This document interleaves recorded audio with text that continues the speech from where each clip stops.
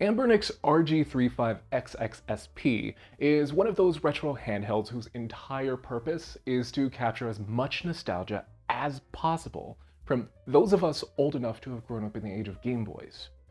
And for that, it very clearly succeeds. At a glance, I'd forgive anyone for thinking it was just another Game Boy Advance SP with a new shell and upgraded screen.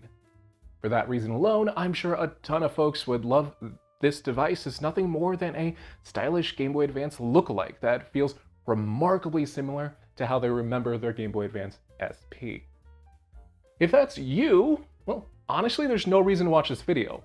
Feel free to jump to the purchase link down in the video description.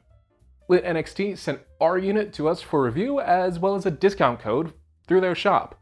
You'll have a great time for as long as the device scratches your nostalgia itch. But for the rest of y'all, there are a ton of handhelds on the market right now, especially from Anbernic, that will give you about 95% of the SP's experience, but with potentially more supported emulators or control schemes. Depending on what you're looking for, some of those options might even be a better fit for your specific needs. Nostalgia be damned. So let's take a deeper look at the XXSP's strengths and weaknesses to see whether it covers the bases of what you're looking for beyond nostalgia. Starting with the design. If you've ever used a Game Boy Advance SP, you pretty much know what it feels like to use an RG35XXSP. Compared to Nintendo's console, the XXSP has a slightly wider and slightly taller base to accommodate a larger 3.5-inch IPS display, a much larger battery, and a much more performant computer. Otherwise, the two devices feel remarkably similar in my hands, even down to the last little jump of the hinge when opening past a certain angle. The case itself, at least for my transparent black version, also has a nice texture to it. It's smooth with just a little bit of resistance. It feels nice to the touch and maybe a tad more premium than I would have expected for something in its price range. Around front, instead of a physical cartridge slot, we have two microSD card slots to hold games to play on the system. On the sides are volume, power, and reset buttons, all of which are probably the worst feeling buttons on the system, to be honest. Mostly due to how small and recessed they are. I would have loved Anbernic to go the extra mile and just give us sliders instead. Finally, around back are a USB-C port for power and a mini HDMI port for video out, if you're into that sort of thing. It's really only with the face buttons where I start to have a few mixed feelings. That's not necessarily because the face buttons are bad, it's just that, well, they're not quite for me. Both the D-pad and action buttons have the same clicky feel with just a bit of travel to them. I'd typically love the heck out of that, but these have just enough resistance to them that it feels like I have to expend just a hair more effort than I'd like each time I press a button. It's gotten slightly better as it's softened with use, but it's still there. For that reason, I'm not the biggest fan of these buttons.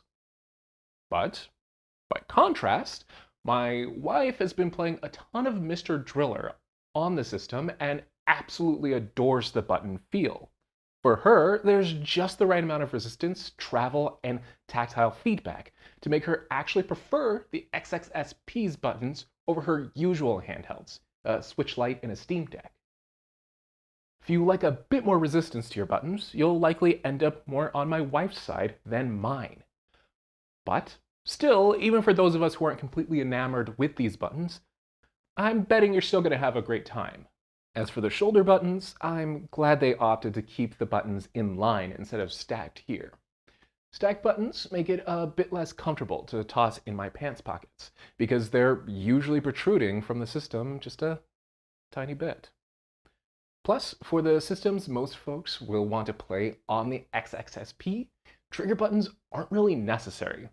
As such, having L2 and R2 in line makes it easier to treat them as extra macro buttons, or ignore them completely if I'd like.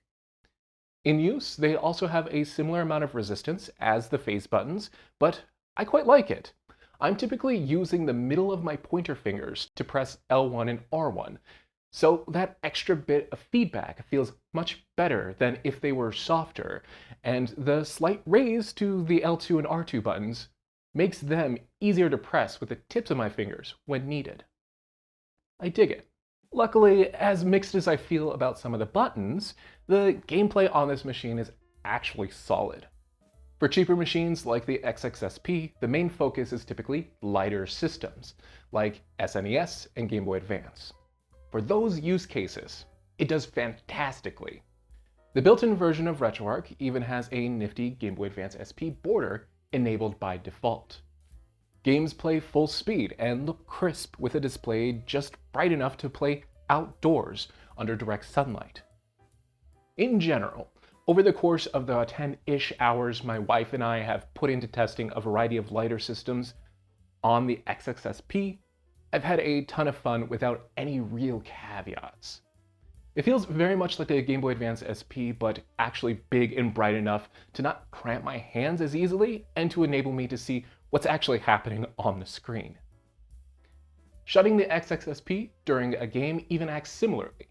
There's a switch activated by the magnets in the shell that detect when the device has been closed to put the system to sleep. That's personally helped a ton while taking it on my daily commute.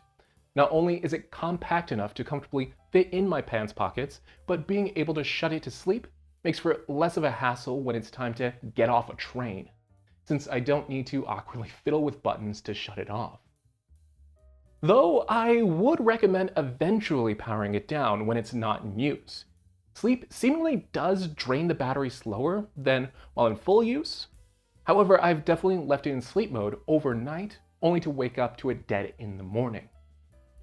Even with that small caveat, the XXSP feels like a fantastic device for short bursts of drill dozer that takes much less consideration to pack in a bag or pair of jeans than most of my other handhelds. Of course, drill dozer isn't the pinnacle of what the XXSP can handle. PS1 and N64 games also run well. Like I mentioned before, my wife's played a ton of Mr. Driller on the XXSP, and I've had no issues with other games like Crash Bandicoot 2 or Mario Kart 64. Lighter Dreamcast and PSP games are likewise pretty solid, if you don't mind the occasional hitch. For example, Chains of Olympus only runs at about half speed, which might be expected, but I also noticed the occasional slowdown in Loco Roco. You'd definitely need to temper your expectations for these comparatively heavier systems to have a good time.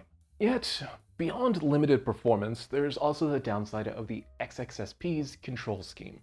With only a D-pad and action buttons, working around stick controls can be, kind of awkward and require some extra remapping to get working.